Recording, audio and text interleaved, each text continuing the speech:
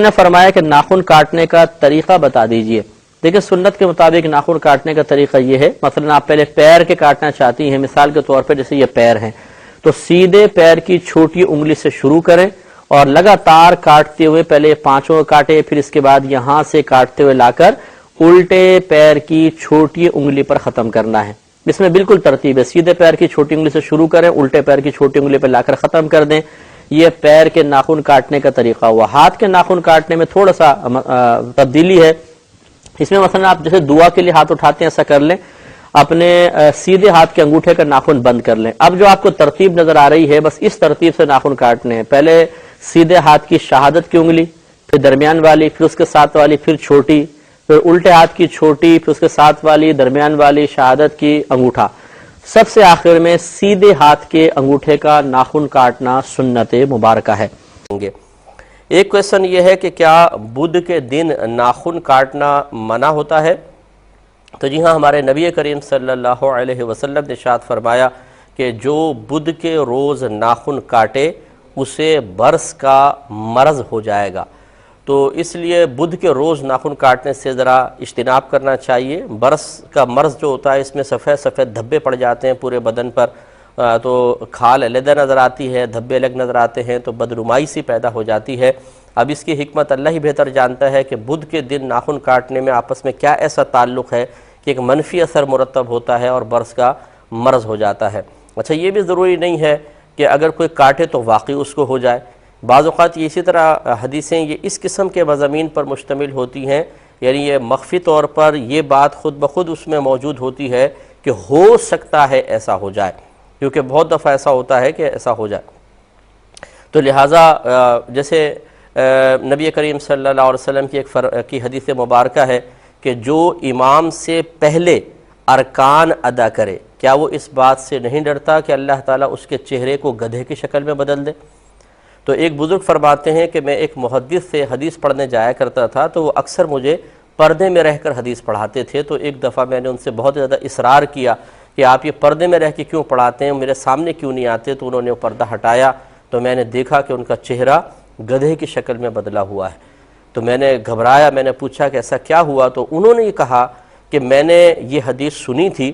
اور اس حدیث کو سن کر میں نے یہ سوچا کیسے ہو سکتا ہے کہ کوئی امام سے جان بوجھ کر آگے بڑھے، یعنی امام نے ابھی رکوع نہیں کیا ہم رکوع کر لیں، امام ابھی سجدے میں نہیں پہنچا ہم سجدے میں پہنچ جائیں، امام صاحب نے ابھی سر نہ اٹھایا ہم پہلے سر اٹھا لیں۔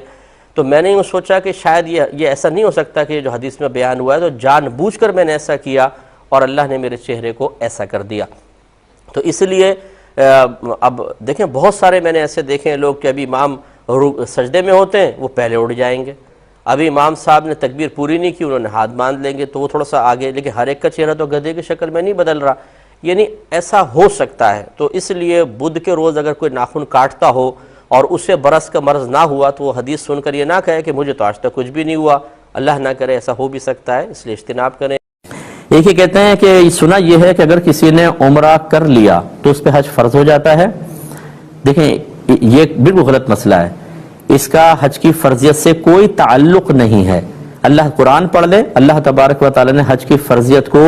نان نفقے کے ساتھ مشروط رکھا ہے، یعنی جس کے پاس زاد راہ ہے وہ اس پر حج فرض ہے۔ زاد راہ کیا ہوتا ہے؟ آپ پورا اخراجات جو پیکیج ہوتا ہے کاروان والے دیتے ہیں، بعض اوقات یہ گورنمنٹ کا پیکیج ہوتا ہے، اتنا پیسہ آپ کے پاس ہونا چاہیے۔ اگر آپ شادی شدہ ہیں، گھر کی کفالت کرتے ہیں تو اتنا مزید ہونا چاہیے کہ آپ کی غیر موجودگی میں گھر والے اس پیسے سے آرام سے گزارا کر سکیں۔ جب اتنا جمع ہو جائے یہ حج کی فرضیت کے لیے لازم ہے۔ اس کے علاوہ آپ صحت مند بھی ہوں، راستہ پر امن وغیرہ، وہ تمام شرائط، لیکن یہ کہیں شرط نہیں ہے کہ اگر آپ نے عمرہ کر لیا تو حج فرض ہو گیا، ایسا نہیں ہے۔ اگر آپ نے عمرہ کر لیا اور پھر ساری زندگی آپ تنگ دست رہے، آپ کے پاس اتنا پیسہ ہی جمع نہ ہوا جو حج کے نصاب کے برابر پہنچتا ہے، تو آپ پہ حج فرض ہی نہیں ہوگا، تو لہٰذا یہ غلط مسئلہ ہے۔ ایک بہن نے کویسچن کیا کہ کیا نامحرم سے چہرہ چھپانا فرض ہے؟ اگر عورت نہ چھپائے تو گناہگار ہوگی؟ دیکھیں فرض نہیں ہے، واجب ہے، ان میں فرق ہوتا ہے۔ فرض تو وہ ہوتا ہے جو قرآن پاک کی کسی ایسی آیت سے ثابت ہو کہ جس میں کوئی بھی ڈاؤٹ نہ ہو، یعنی اس کی وضاحت کی کسی کو ضرورت نہ ہو، اس آیت کے مفہوم میں کئی جہتیں نہ نکلتی ہو، بھئی یہ بھی ہو سکتا ہے، یہ بھی ہو سکتا ہے، نو بالکل کلیئر اس سے جو چیز ثابت ہوتی ہے اگر پازیٹیو ہے کہ کر سکتے ہیں تو فرض، اگر اس سے منع ثابت ہو رہا ہو تو حرام، اور اگر احادیث کریمہ سے ممانعت ثابت ہوتی ہے تو اکثر یہی حکم ہوتا ہے کہ واجب ثابت ہوتا ہے۔ اور اگر تیسری چیز ہوتی ہے کہ علماء اسلام منع کرتے ہیں، ان کا قول بھی ایک شرعی حجت ہوتا ہے۔ اللہ تبارک و تعالی نے قرآن عظیم میں فرمایا کہ اطیعوا اللہ و اطیعوا الرسول و اولی الامر منکم، اللہ کی اطاعت کرو، اس کے رسول کی اطاعت کرو، اور ان لوگوں کا کہنا مانو جو تم میں حکم والے ہیں۔ حکم والے سے مراد مفتیان کرام، مجتہدین، وہ علماء کہ جو مسائل کو اچھی طرح جانتے ہیں اور لوگوں کی تربیت کا فریضہ سر انجام دے رہے ہیں، تو اللہ نے فرمایا ان کی اطاعت بھی کرو۔ تو یہ چہرے کا جو پردہ ہے نبی کریم صلی اللہ علیہ وسلم کے دور میں تو نہ تھا، لیکن اس کے بعد جب علماء متاخرین نے بدلتے ہوئے زمانوں کو دیکھا، لوگوں کی طبیعتوں اور کیفیات کہ وہ پہلے چہرے کو دیکھتے ہیں اور چہرہ دیکھنے کے بعد اگر وہ دل پہ اثر کر جائے، اس پہ کوئی اٹریکشن ہو تو پھر وہ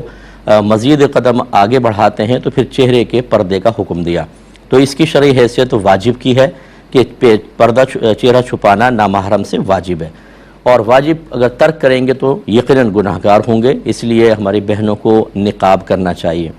لیکن جو مستثنی صورتیں ہیں ہمیشہ ہر دور میں قائم رہیں گی۔ اللہ تعالیٰ عذر اور مجبوریوں کا لحاظ فرماتا ہے، لہذا اگر کوئی ایسا مقام ہے کہ عورت چہرے کا پردہ نہیں کر سکتی، کوئی مجبوری ہے، جیسے جوائنٹ فیملی سسٹم ہوتا ہے، اس میں دیور جیٹھ بھی ہوتے ہیں، چھوٹے چھوٹے گھر ہوتے ہیں، بعض اوقات آنا جانا لگا رہتا ہے، اس میں تسلسل سے نقاب رکھنا تو پاسبل نہیں ہے۔ اس لیے وہاں پر اگر کوئی بہن کوئی کم از کم اسکارف وغیرہ لے لے یا دوپٹہ اچھا طرح لے لے اور چہرے کی ٹکلی کھلی ہو تو کوئی مسئلہ نہیں ہے۔ اسی طریقے سے جو باہر کے ملکوں میں ہماری بہنیں رہتی ہیں، ان کے ساتھ بڑے مسائل ہیں، وہاں برقع پہننے کی بڑا پرابلم ہے، چاہے جائے کہ نقاب کر کے باہر نکلیں، اور خصوصاً پبلک پلیس پر تو بڑا پرابلمس ہو سکتی ہیں، وہاں پر بھی رعایت ہوگی، ہماری بہنیں کر سکیں گی۔ اسی طرح اگر کوئی بہن یہاں جاب کرتی ہیں پاکستان میں، اور جو جس ادارے میں کام کر رہی ہیں وہاں جاب کرنا ان کی ایک شرعی مجبوری ہے، اس طرح کہ گھر میں کوئی کمانے والا نہیں ہے، وہ خود کفیل بیچاری نہیں ہے، انہیں خود ہی کرنا پڑے گا، بچے بھی ہوتے ہیں بعض اوقات، اور دوسری کوئی جاب اچھی ملتی نہیں ہے، یہ جاب ان کی صحیح ضرورت ہے، اور وہاں کی ریکوائرمنٹ یہ ہے کہ بھئی آپ نقاب کر کے نہیں بیٹھیں گی، جیسے پبلک ڈیلنگ کے مسائل ہوتے ہیں، تو پھر وہاں پر بھی گنجائش نکل سکتی ہے کہ چہرہ کھول سکتے ہیں۔ اس طرح ڈاکٹر کو چیک کروانا ہو چہرہ کھول سکتی ہیں، وہاں تو جسم بھی چیک کروا سکتی ہیں اگر شرعی مجبوری ہو۔ ایسی سیکورٹی پوائنٹ آف ویو سے بعض اوقات نقاب اترواتے ہیں، جیسے ایئرپورٹ پہ آپ نے دیکھا، تو بالکل وہ اتار سکتی ہیں، وہاں گناہ نہیں ہوگا۔ اس لیے میں جو تبلیغ دین کرنے والے وہ بہن بھائی کہ جو درجۂ علماء تک نہیں پہنچے ہوئے ہیں،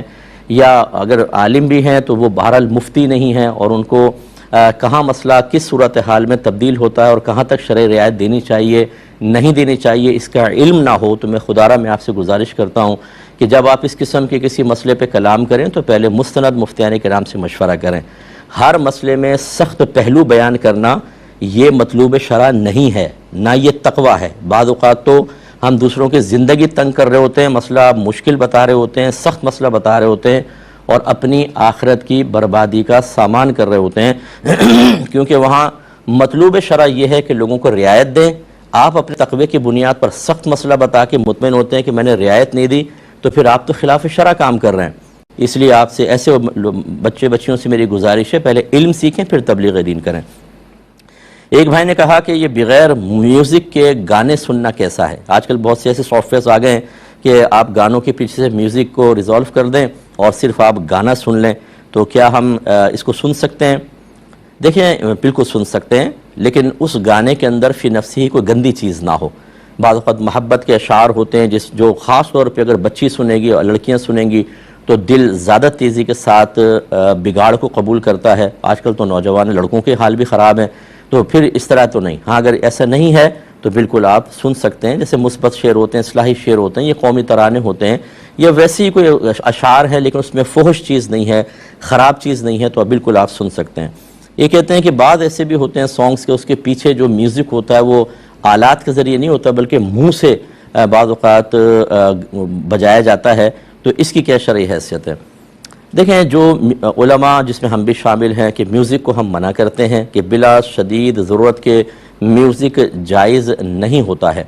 تو فقہاء نے منع فرمایا کہ لکڑی کو بھی لکڑی پر طرب کے ساتھ نہ ماریں، کہ اس سے بھی ایک میوزک کی آواز پیدا ہوتی ہے اور اس سے قلبی میلان ہوتا ہے، کیونکہ گانا میوزک وغیرہ دل میں نفاق کو پیدا کرتے ہیں، خرابی کو پیدا کرتے ہیں۔ یہ آپ کو ویسے محسوس نہیں ہوگا، آپ کہیں گے ہم تو خالی سانگ سن رہے ہیں یار، کون سا پرابلم ہے، میوزک سن رہے ہیں کون سا پرابلم ہے، لیکن آپ یہ دیکھیں گے کہ اس سے آہستہ آہستہ ایک ایسا طبیعت کے اندر روحانی بگاڑ پیدا ہوگا کہ کچھ عرصے بعد آپ کو نماز پڑھنا مشکل ہو جائے گا، نیکوں کی صحبت اچھی نہیں لگے گی، کتابیں دینی کتابیں پڑھنے کو دل نہیں چاہے گا۔ آپ